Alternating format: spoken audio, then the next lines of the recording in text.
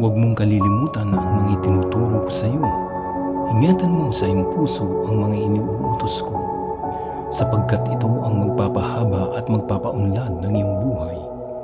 Manatili kang mapagmahal at matapat. Alalahanin mo itong lagi at itanim sa iyong isipan. Kapag ginawa mo ito, malulugod ang Diyos pati na ang mga tao. Magtiwala ka ng buong puso sa Panginoon at huwag kang manalig sa iyong sariling karunungan. Alalahanin mo ang Panginoon sa lahat ng iyong ginagawa at ituturo niya sa iyo ang tamang landas. Huwag mong isipin na napakarunong mo na. Matakot ka sa Panginoon at huwag gumawa ng masama, para iyon sa ikabubuti at ikalalakas ng iyong katawan. Parangalan mo ang Panginoon sa pamamagitan ng paghahandog sa Kanya ng mga unang bunga ng iyong ani. Kapag ginawa mo ito, mapupuno ng ani ang iyong mga bodega at aapaw ang inumin sa iyong mga sisidlan.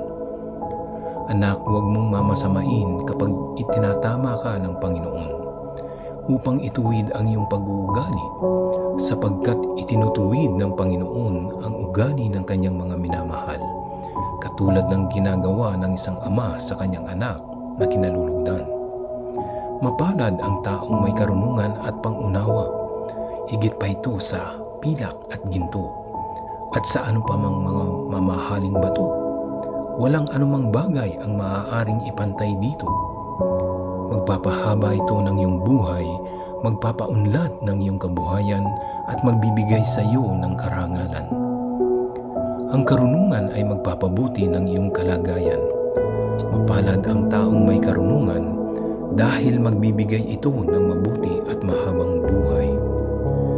Sa pamamagitan ng karunungan, nilikha ng Panginoon ang lupa at ang langit, at bumukas ang mga bukal, at mula sa mga ulap ay bumuhos ang ulan.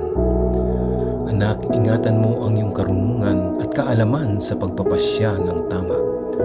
Huwag mong hayaang mawala ito sa iyo, sapagkat ito ang magbibigay sa iyo ng mahaba at magandang buhay.